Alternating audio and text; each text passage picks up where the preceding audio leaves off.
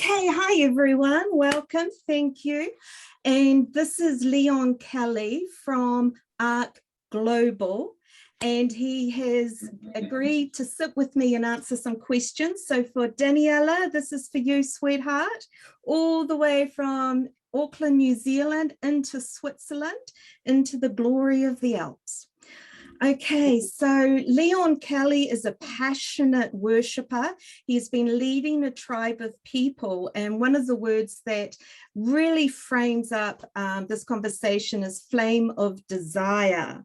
And I'm just going to ask Leon to help us know and explain and unpack in real simple terms his understanding so we can connect and join some of the dots. So welcome and thank you, Leon. It's all right. Hey, how's it going? Hey, I like that.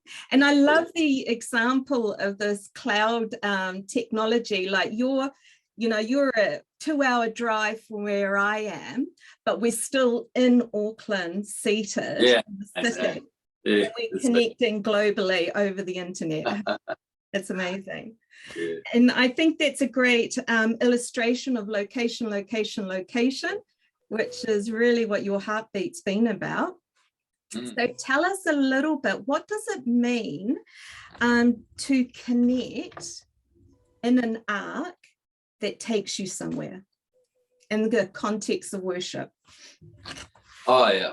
Well, yeah. What does it mean? Say that again. What does it mean? Yeah, so connect?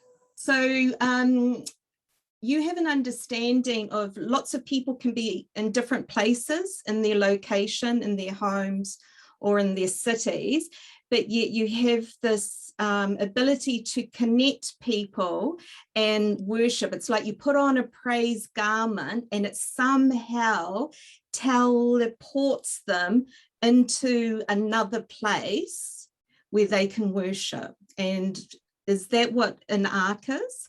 Oh, yeah. Yeah. I suppose it's like a number of things, because everything about the kingdom's based in relationships. So I suppose concerning the tribe, the Ark tribe, with people position themselves in sonship to grow in relationship, you establish a heart-to-heart, face-to-face, walking in life with people. So it doesn't really matter, where you are geographically. You are connected because you've established that and built that. And as we come together and we worship, the whole worship aspect is, I suppose, with us, we transitioned from that. I suppose, well, not transitioned, I would say growing, over a number of years in the purpose of the worship, not the performance of the worship. And we've managed to stay in the purpose of our abandoned, life, because we understand worship isn't necessarily just a song in the sense of a verse and a chorus, but it's a life laid down, devoted, and then we come together as an expression. When we release that sound and that praise, it comes out of that desire for him, that longing for him. But even from there, our praise isn't lifting up our voice to get to him. Like he is in us. And we're not asking the Father to come and come down or anything, but we are ascending into him as a corporate. Because you establish that relationship, there tends to be an ease, because people aren't just observing, they are engaging, which comes out of relationship and establishing that way. And so even though we're in different locations, there is other element where we're ascend. The heavens is his throne and the earth is his footstool. So our feet might be in a town or a city, a house or whatever, but then as we ascend, we're actually coming together, literally, to the point of this place where we're meeting. And there's times in our worship we get, when, you know, because of the lockdown, I suppose we've developed a bit more online stuff, but there's times when you literally can hear and feel the presence of people that are in the tribe, and you can see the degree of engagement. You know, you can see the, you know, what needs to happen in our administration. In that, you know, we can speak into that so that we keep moving together as, you know, in what the Father wants to do. But our worship is it's a priesthood. It's not on earth towards him. It's a coming into him. And so when we come into him, like, that's literal. We're coming into him. We're ascending in the mountain of the Lord. And as we then become the sound of his voice, his arm starts to move over all creation, and we become his arm, you know, blazes of fire, you know, co-creating with him. But it comes out of not the purpose to do something, but the abandonment to just come into the sound of his voice to what he wants to do. Yeah.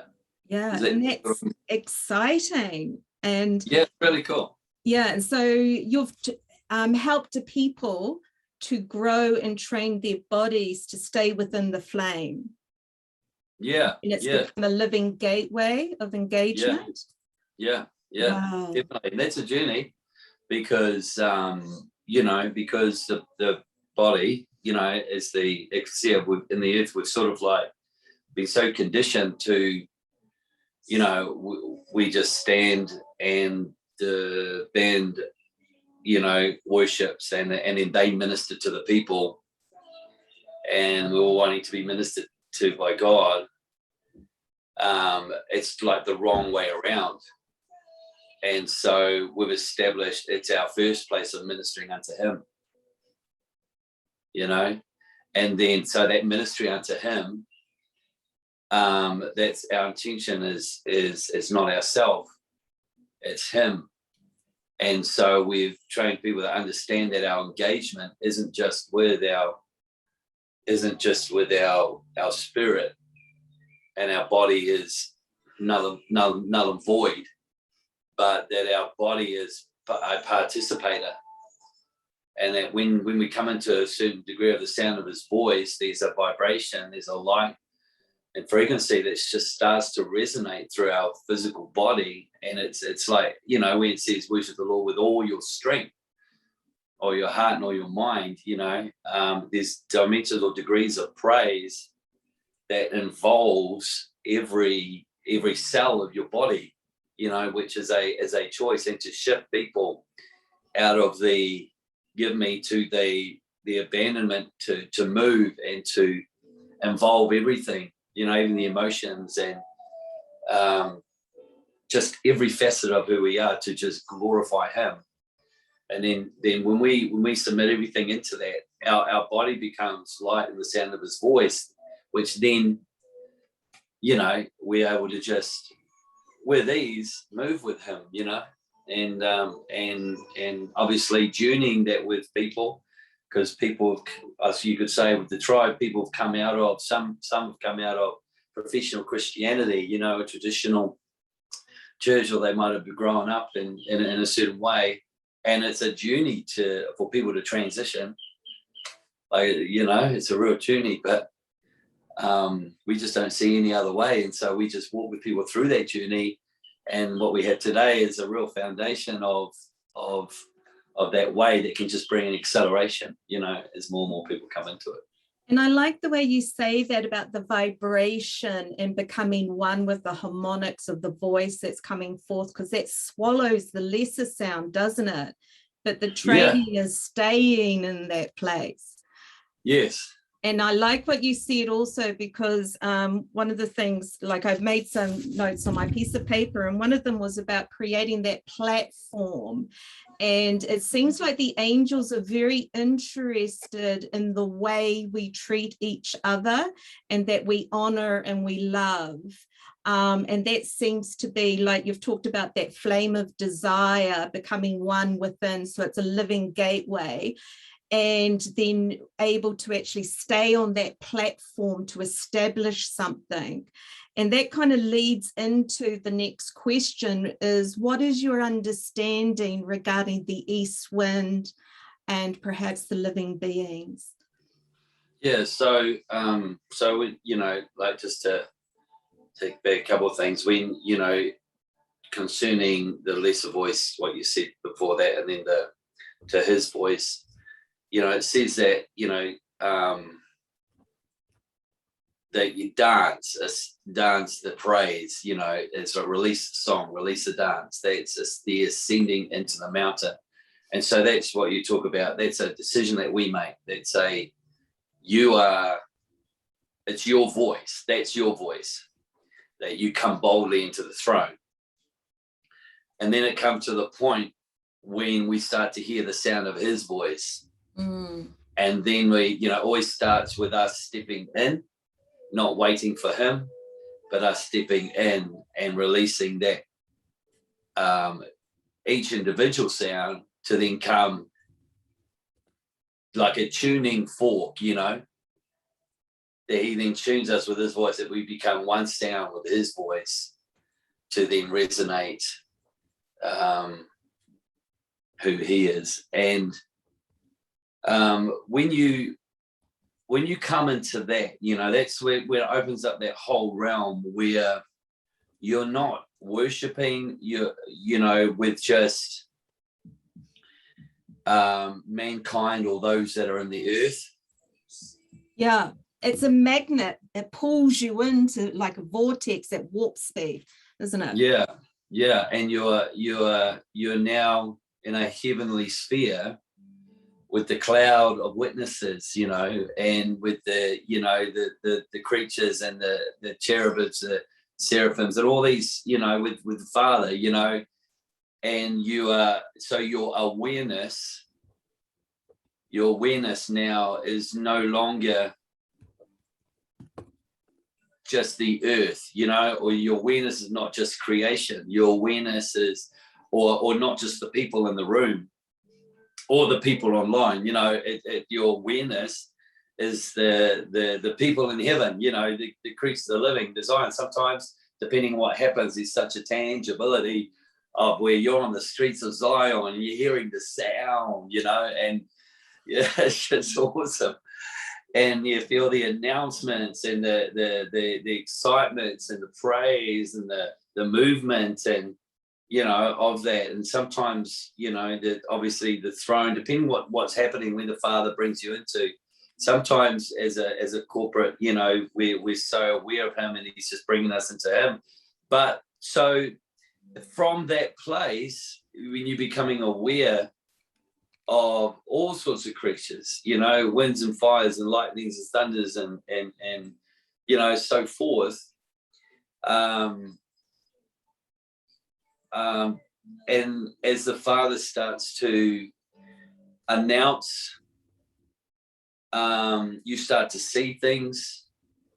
You start to then, if the arm of the Lord starts moving over creation, you might start to see, the fire might intensify because there's a fire being released, or you might just feel massive strong winds start blowing, and then so just out of what you're seeing, you start declaring, and you're just moving with the Father in that, and so, which is all part of his purposes of wanting to establish and recreate heaven, to shift what needs to be shifted, whether it be in territories, whether it be in just the tribe, the company, or whether it be in nations, or globally, whether it be in the heavens, between, the heavens, and to change things and recreate things. And these different, like every being, every creature has a purpose, and we understand there's a functionality out of that will create something, and so that's what I see as these different beings of sometimes raging fires to winds to lightnings, to the roars, to ox-like, to, governmental angels, to personal ministering angels within what's happening. So many dimensions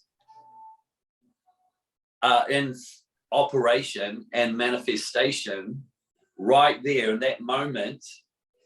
That as a son of God, you are moving with the Father in, so it's not just as easy as, one layer. It's like so many different facets or dimensions are happening that the Father is doing, like from personal to governmental to, and so forth, And I love, yeah. And I love that because you've described it multidimensional, but it's all interconnecting. And when you were talking about that, I was hearing, so this is a gateway of life. And you can breathe in the fire, which brings the breakthrough. But at the same time, you're so lost in the abandonment of the pursuit of the dance and the worship and the praise. So you're completely covered. So this is a new way of being that brings breakthrough, because it's more sovereign, isn't it? It's not a formula we're trying to do, because out of the goodness, the strong arm goes forth. So this is like a level of co-laboring, what others would call intercession. Yeah, that's right. See, the word intercession is like, these certain things that have to be readjusted in our understanding. So it means certain terminology we've had to let go of in order for God to restructure our mind in the way that we think. And then he places it back in our hand again, but it's just being reordered, like even the word church, we for years, like we I didn't even say the word church, in order to change, for that position of where it had been seated in there, it's really to change it, to get the understanding until that fresh understanding was established and became part of how we lived out of. I'm not afraid of the word church, because now it's from that place, from that order it should have always been in. And so it's the same thing with everything that he does. So with the next bit, just before going into the winds, the divine,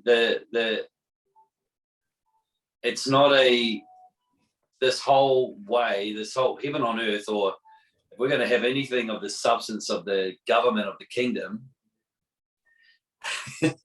I like that. That sounded good. It had to be of heaven, because you talked about the synergy, the love, the relation. It can only be of the substance of who he is. So that's why there's such a focus of the becoming as he is, and the divine nature of us growing in that divine nature, because out of the divine nature, which only comes as I position my life in him, to become as he is, and let his fires, his winds, his breath, his everything, his lightnings, all those things, just whatever it is that the Father's doing to restructure me, understanding it, happens in the area of the heart, the mind, the intellect, the unconscious, all those areas to removing the old record. Then I'm growing in that divine nature, which we understand is a journey and a process. But as I continue to surrender into that, my desire for him, then his divine nature is going to grow in my life to the point that, like, we become these things, we become love and life. The reason why the synergy, you could say, in the development with the tribe is where it is because, there's always that coming into him. There's always that abandoning our heart into him. There's always, it's not just a revelation, it's a becoming. And we do that until, and out of that, we grow in the knowledge of the flows and the moves, the anointings, and what the Father is doing and how he moves. So we become aware of his fire, we become aware of the lightnings, and we become aware of all these things. I mean, winds. So yeah, it's out of that focus of not looking for an external pattern, but becoming who he is, you know. And we established that by walking relationships, walking with people through that process. And so anyway, so now which takes us into the winds. You know, the winds, there's so many, winds can represent so many things, eh? You know, it can represent God, it can represent the breath, you know, it can represent winds ministering. Was it winds? What are in Hebrews? It talks about winds and ministering spirits, you know, flames of fire, you know, they're all ministering spirits. Yeah. So the angels, there's also the you understand with angels, there's so many, these governmental angels and personal angels and different rankings and purposes, and so they're all, you know, I mean, Bible calls them winds, but there's also elementals, you know, there's elemental wind, you know, and in the earth, you know, and so when you look at scripture, there's so many, the wind, the word used for wind can be in different, depending on the context it's talking about. Yeah. So many different spirits, but all framed by the breath of life, by Yahweh. And I love what we're talking about, because you're talking about a dimension of becoming a living gateway where the spirit is breathing in and out through. So because we're in New Zealand and our friends from overseas, we're talking about, you know, what are we meaning when we start talking about the east wind and how we would invite in the winds to blow? Oh, yeah. Now, I don't necessarily, what I say, wind, north, east, south, and west, you know, I'm thinking the whole earth. Whenever I say that, I'm looking at the four corners of the nation. Like prime real estate, the GPS right in the middle.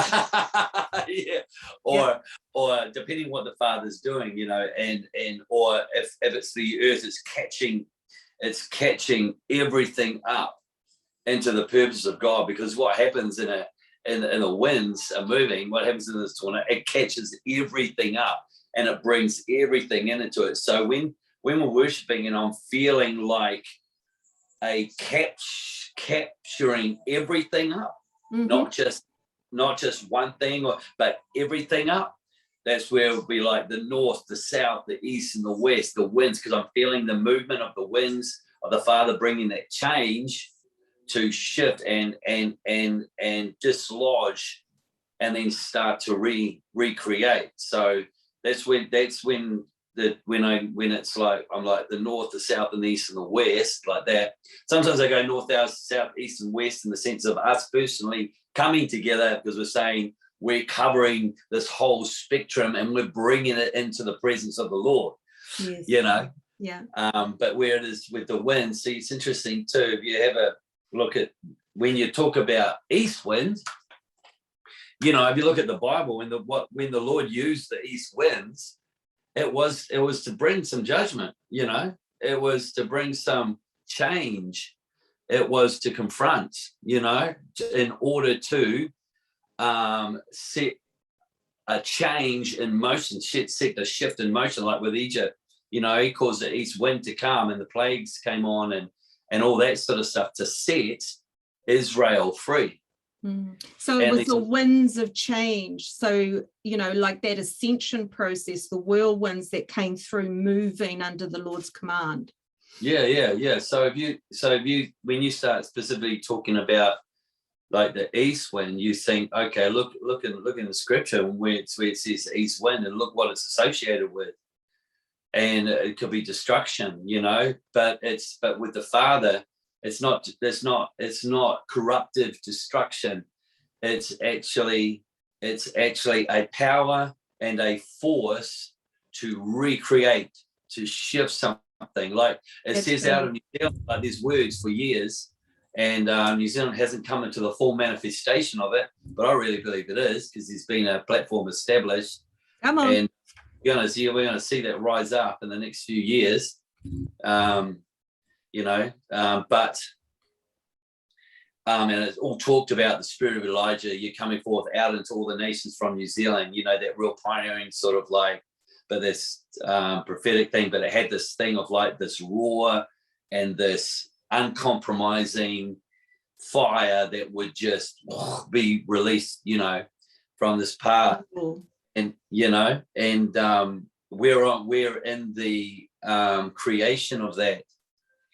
And I suppose in a way, I think this is like the East Gate. So if you have to think of the winds from the east, you're talking about, the spirit of Elijah and Ezekiel. Just, man. Those are two good witnesses right there. Yeah.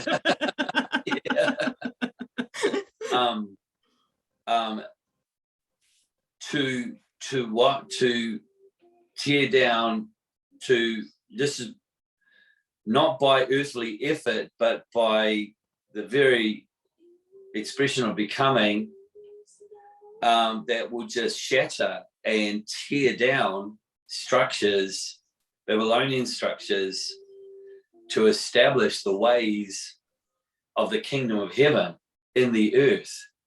Beautiful. And when it increases and that gets released, that's why there's been such a what the word is, travail, having to be such a work to establish this certain platform, which is not taken 2 years. It's not about a ministry, it's about establishing that platform in the earth that'll be a gateway, a vortex that'll actually release this, that people will come into and become it. That as that wind increases, it'll be undescribable. Like when we were over the States like last, it was probably 2 years now. There was something different. Because there were about 4 Kiwis ministering. It is and different. ones that have been building in this platform of seated in heaven and all this way, like me and Rowan, Ian, Clayton, and Benji Alexander, and there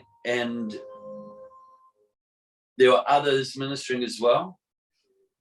But when each one from this era stood up, there was something different. Like I saw, it's almost like I saw what had been declared and prophesied, or the beginnings of what could be.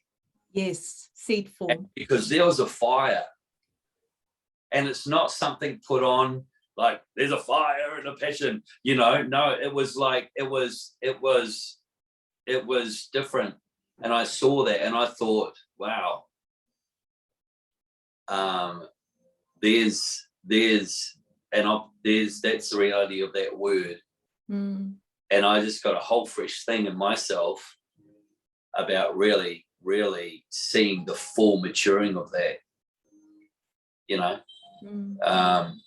and which will come out of our sonship, as we become manifest sons of God. Yeah. And that's beautiful, because you're talking about that fire that is burning within the bones of a new record, with the winds coming through a living gateway, with a power and a force to establish and build according to a sovereign blueprint that we have not yet seen. And that is the mandate of New Zealand, to carry the ball, to go forth into the channel and to deliver it global. We are the Kiwis, we are the All Blacks, we are the Silver Ferns. Come on, let's go play. And I love this because, sorry, let me just say this. What you're sharing is so refreshing, because not many people have a blueprint or a design to establish and build, even a gateway of a city. So it's more about pull down, destroy, cast stones, call names, and it looks very childlike in their faith. We're playing in the mud. Yeah, it's a bit like what we're saying before, the word intercession. It's like, it's obviously been more like in the mid-zone. Mid-zone, I like that. Yeah, it's Go like between halves. We're my eating son- our my oranges son now. says to me, because we've got ARC and we had a new design, and then we've got all these things, different other things other people are doing, and he says it's like everybody's watching everybody's watching Netflix. There's all these but anyway, indecision, yeah. So it's been like the mid zone, like is like in the spiritual realm around us, and the demons and all stuff. And it's like fighting from there, the same level of the devil and all that sort of thing. And so readjusting that and coming into that seat in Christ as a priest to then go into all the earth out of the arm of the Lord to recreate. So when you understand that that's the type of intercession, that's where it needed to be ordered. And so that's why there's a letting go of the word intercession to come into our priesthood, because there's a different place of dominion and co-creation. Whatever we permit will be permitted, whatever we don't. It's like we're not supposed to look at the world and go, oh no, you shouldn't be doing this, we need to change this and this, and we're doing it from the earth. No, we need to be in heaven as our priesthood, out of our sonship, to legislate and administrate the purposes of God, that the earth changes, that the world changes. It's actually our responsibility. Yeah, and our family changes because we steward our house. This is the element of government. Or governance. So what I was hearing you say in that, the letting go of that old, is shedding the skin. It's the covering, because if we're in a priesthood that is above, then we're actually clothed differently, aren't we? Yeah, definitely. And that clothing as we're clothed, because it's a journey. Again, it's a process. It's not a natural system. We're trying to learn. It's a becoming. So that true priesthood sound and manifestation and operation can only really come out of a certain degree of that change that has happened within our DNA that is produced by sonship. Right. And then that releases this like a different sound starts coming out, and your view starts changing. Therefore, your language starts changing. Therefore, when you come into Him, prayers, how we pray starts changing. It's coming out of who we are. Next minute, we discover this whole priesthood that's starting to happen. Yeah. And you discover you're a spirit being, don't you? Because I'm hearing this reconciliation of a harmonic, mother, father, or male, female, and it kind of like silences all that transgender stuff, because you become into it actually a complete, it's a holistic understanding that you are a spirit being. Yeah, and that transitions us into, we start to understand as the order of Melchizedek, where it's no earthly genealogy, no mother, no father, likened unto the Son of God. He was there before the foundation of the earth when the Lamb was slain, as man and God. And it's like, we're coming out of our origins from the earth into our origins in Him. And that's that whole the mysteries and the understanding of the order of Melchizedek, in which Christ, obviously, we know, He was all in and what He established, Yeah, so that's when you start to get that whole eternal type of revelation, mystery, and understanding of state of being. And then from there, everything else. Yeah, and I love that, because as we put on our garment of praise and learn how to be in the flame and have that movement, then the old garment of the old story of the origin and the whoa, in my house of tears, you can shed all of that as an old skin to come into something completely new. It's always been written, it's always been connected with your blueprint, because we're called in like a magnet, which I love what you talk about with the winds that are operating like vortexes to draw us into greater majesty.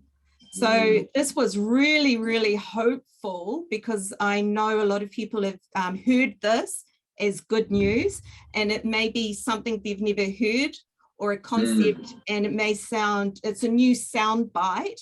So if they were wanting to hear more about this kind of teaching, where would they go? Do you have a portal? Oh, well, actually, we're only, just now, it's for us anyway, because there are other ones as well out there, and I'm sure those listening, may know, and you may be able to, Drop some links in. Put the links in for some others. Because the whole thing about this, even when we're talking about New Zealand, it's the purpose to create so the whole would come into it. Yes. It's never about, another hierarchy thing being put in place, being released by this person that now everybody follows. It's not the way it was supposed to be. It's supposed to be God actually releases a grace on something because he needs to establish it so it can break open through the one so that it can multiply to be a harvest, So and the that's whole good. Yeah, because the mountains won't come into the spheres, because the mountain is just a triangle, but the sphere is actually a new space. Yeah, great. Yeah. And so with that, so with us, we're actually expanding our page, our Facebook page. We're going to be changing it to Arc Online, and we're going to almost like treat it as an open. It's almost like, see, what we've got Arc Tribe Global, and that's the tribe that people, which are really pretty much made up of individuals that want to position themselves with us in this type of relationship, sonship, fathering, sonship relationship, walking, which is purely just walking together through the process to become. and friends with benefits, because when we walk together, it's easier, and then we come into the breakthrough together. We don't have to labor so hard. Without a doubt. And we create that environment of the winds, the fire, the presence, the glory, the whatever, for people to grow in that they learn how to function and be and become, so there's lots of encounters and healing and restoration and revelation and understanding, but it just unfolds as people come into that environment. So that's the Arc Tribe, and so it's a different type of relationship than just anybody that just comes and goes. And they don't need a green passport, do they? This is a citizenship that is kind of in a different realm. Yeah, definitely, and I think that's obviously what's happening, and because of this means, you can have relationship with people and walk with people, and we've got a couple in the States, and obviously a couple in Australia, and obviously there's New Zealand and so forth. So that's the Arc Tribe, that degree of relationship. Sorry, I keep interrupting you, but I can just, no, you're right. I'm hearing. So you go for it. And because, multi-growth and dimensional and different countries, and like you said, it's not about our country or this nation, and it's not about division, and you're actually meeting in the cloud, because it's the passionate pursuit. So it's like prime real estate and that GPS that takes you right in. Just touch briefly, because I've been hearing a question regarding professional Christian. So I'm a professional Christian. I'm part of this. I'm serving in my local church, but what you're saying ignites me. I'm super excited, and I want to discover and explore for my own benefit. Yes. But I'm still a professional Christian. That's right. Yeah. When I said professional Christian, I in the context of what I was meaning with that was like I'm back. Oh, there we go.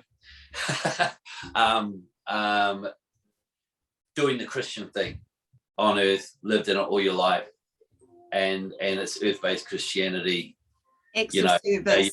Positioning, and well, there's all this. So this is where we're actually transitioning our Arc page to Arc Online, and so Arc Online will be almost like an open base where people can engage. We will have pretty much daily or every second day something, but it's all live stuff. So that's where we'll have our live public gathering that we normally have. And that'll be live from there, wherever that is, whether or not it's in the setting of lockdown or whether or not it's in a hall somewhere. But also, too, there'll be different teachings. Also, some of our music ministers that have grown in this whole Priesthood way, they're going to be, we're going to be doing some live stuff with them. We'll have a Friday night worship where we have a guest. So that page there means that anybody in the world, they don't have to be in that type of relationship with us, but they can be exposed to a way of thinking and a way. It's pretty much just opening the door for us and reaching out to the globe, because a lot of stuff that we've done in a way, concerning the tribe and what's been happening, it's been a time, you could say, in a season of establishing a certain way and flowing, the Lord doing that work. But now it's almost like the doors are open, and now we're going to use, I suppose, that platform to now reach out to the world. And so that's through the ARC Facebook page. At the moment, today actually, I was going to be putting a under construction sign on that page, and then over the next week or two, prepare to get it ready and then go live as ARC online for that purpose. So it's like an online live sort of like show people can engage and all that sort of stuff, and they can get, they can just come on and whatever it is that the Lord does in their life, and they just go and do that. But then if anybody wants to then come into that type of, no, actually I want more than that, I actually want to come in, then that's where, there'll be the option for people to come into, in that area of sonship. And they can email you for your website, can't they? And they email us, message us, whatever, through Messenger and all that sort of stuff. There's also ArcTube, which is our tube channel. We've been slow at getting things on there, but that's sort of increasing. Yeah. And you talk about the benefit of going back and listening to something more than once, because I know it's quite easy to consume, and we're in that kind of society. Yeah. So is there a depth that comes when you listen to something more than once? Yeah, definitely. Can you give me 2 minutes? I need to plug my head in so we don't go, of course, go off. And we will wind up soon, because I have you've given me a lot of your time.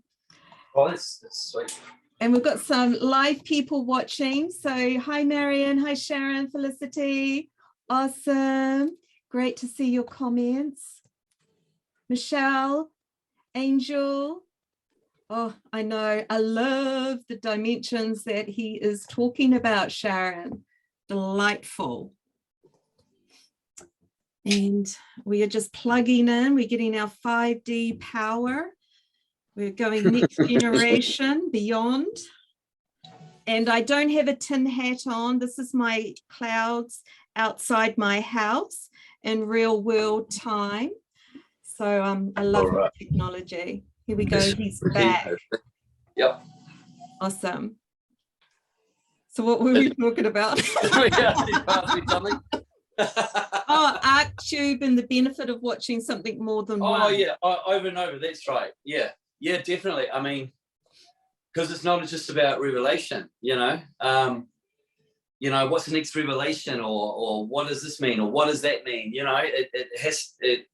That's part of our journey, but it can't stop at what does this mean, what does that mean? Because all we shift, into again, our just trying to grow our knowledge, but nothing changes, and so we end up establishing another religious system with new language. Build on the old foundations. Right, and the word is the light and the life.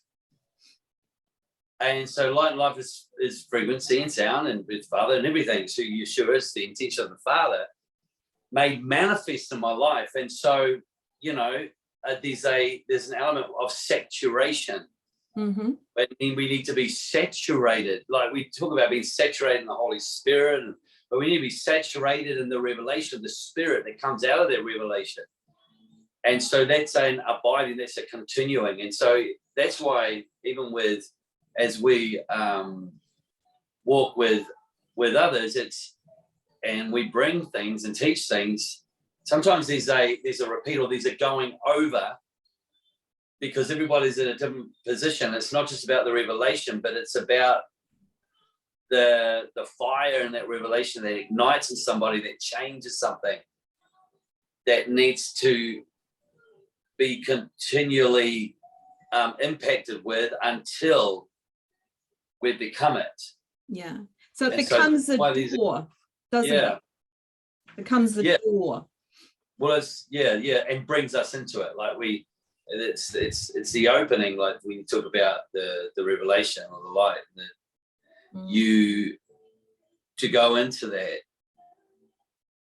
to go into it again, to listen again, and allow God to bring revelation, not just the information. Because see, the information, like a lot, even people in this, what you call where we are now, there's still a lot of people in information, because they're not positioning their life for it to really break open in revelation, that it actually changes the core of who they are.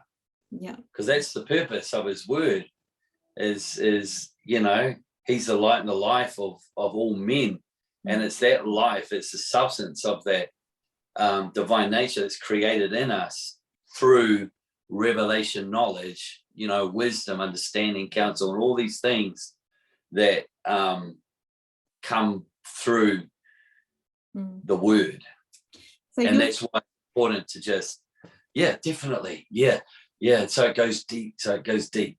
Deep. So the picture I'm getting is that, so you've stepped into the door, you've been in that tension, allowing it to be established in you, and then you've stepped through to go beyond, which is why you can talk about these dimensions. So for people who want to step into the door and they're resonating with this, but they're a little bit afraid of the fire that's there, what kind of encouragement would you give them? Because in the natural mind is we draw back from fire, but it really is the place of opening, isn't it? Yeah, without doubt. Yeah, and the opening and transfiguration, and really the place of coming into the fullness of who he is, and definitely it can be scary, terrifying, stripping, but we never just go through the fire. We actually are changed in the fire until we become, and a consuming fire like our Father, and purity and wholeness and and oneness. And it is that's why number one, I suppose you just have to sometimes do the opposite to the way that you feel. You put yourself in there and put yourself in like-minded, the ones that are in that relationship, the ones that have gone further, not just by revelation but by manifestation, by the divine nature that emanates, out of them, whatever degree that might be. But the further you put yourself in, because that's all part of it. It's our relationship with him, and it's our relationship with one another, that we grow into the fullness of becoming manifested God, Son of God, and so it's positioning yourself in it and doing the opposite. And yes, it's scary, and you'll go through waves and you'll run away, and you'll be like, oh no, should I enter into this or not? Is it going to be in a cold? Is it, am I going to be deceived? It's all those things that have to actually be confronted. Yeah. Because those are the pillars that have been set up in our earth-based Christianity that has kept us earthbound and really come into the glory of his divinity being created inside of us and through us to come to the fullness of who he is. So we're going to face those things, but that's why with people that have walked through that, to be able to journey with and say, hey, it's okay. Yeah, it's okay. You're going to survive. You can scream, but you'll survive. It's better. Like it really does. You learn the process and you start to enjoy it. At first, no, because we believe so many different things, and our ways in us are our ways. They get confronted, they get challenged. So it's our desire of our heart that keeps us moving, saying, okay, God, more. You know, the old records of offense and religion and lies, and, you know, because it's the nature of Christ being formed in us. So anything that's not the divine nature will come forth, and then at that moment we've got a choice to come into him and let go. And when we're walking with people with that desire, that same desire and that pursuit, it does actually help and encourage, but also too, ultimately it comes out of your own desire, and you might run away, but then you'll come back because you'll try again. You'll jump in again until you never jump out. Yeah. You know, it's just the way, it's just process. And it makes it easy too, doesn't it, when you're with others who are like-minded? There's a grace and an ease because the platform can hold. But I like what you talked about as a living gateway, as a door that's been established, and you've got that fire that's alive. That's the presence coming in, rolling through as the King of Glory. Because I know a lot of people will quote scripture, but they don't have any understanding of what that looks like in their life. So I think you've beautified, you know, you've really planted some excellent seeds. So thank you for that. Hey, no worries at all. Yeah, it's so cool. It's so cool to be part of it. Thanks for, you know, setting it up. And yeah. It was good. So love it.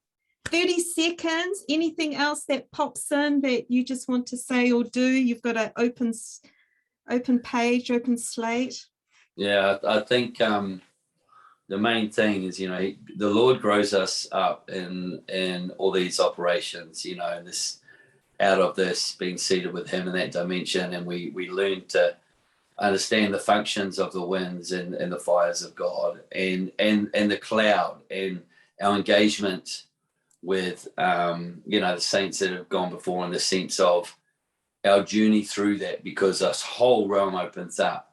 But in all of that, our core intention and our core desire is to know him and to be known by him, and we can't have anything but you, Lord, you know, because it's out of coming into him, abandoning our hearts and just our desire to see him and be in him. It's not because it's not because we're in lack. It's because we are filled with desire, and his desire, and we actually understand it's actually his desire in us, and we keep that core, and then all the other stuff unfolds, and we grow in wisdom, we grow in understanding, we grow in the knowledge of his ways more and more. We grow in the spirit of the fear of the Lord. You know, beautiful, all of that. So yeah, and that's the other thing. Yeah, because Jesus delighted himself in the fear of the Lord. And when you were saying his, so for the audience, for the people, what Leon's talking about is through Jesus, you can know your Father. And that's what I'm hearing when you're saying his. Yeah. And so it is possible this side of the veil on earth to live an experience connected to your Heavenly Father. Without a doubt. And, you know, the thing is, it's learning to live beyond the veil. Hey. There's a bazooka, a shotgun. Another one. Because it's supposed to be heaven on earth, you know. But when we understand our co-creation, then you know, that's a whole place. The Father is growing us and developing us. Okay. One last one, because we're there. Woo!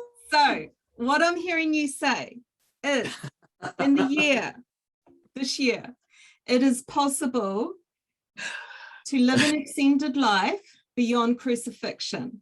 Yeah. Awesome. And it sounds pretty joyful. Sounds like there's a lot of life there, a lot of breath. Yes, without a doubt. Yeah. And this is a place your soul can be well. Yeah, without a doubt. And it just gets weller. As you go on. Awesome. Oh, thank you, Leon. It's been a delight. Thank you so much. Hey, no worries at all. Yeah, bless you guys and everybody that listen. Thanks for engaging. And I'll drop the platforms, your links down in the thread as well. Okay, sounds good. Awesome. Thank you. No worries. Cheers. Bye.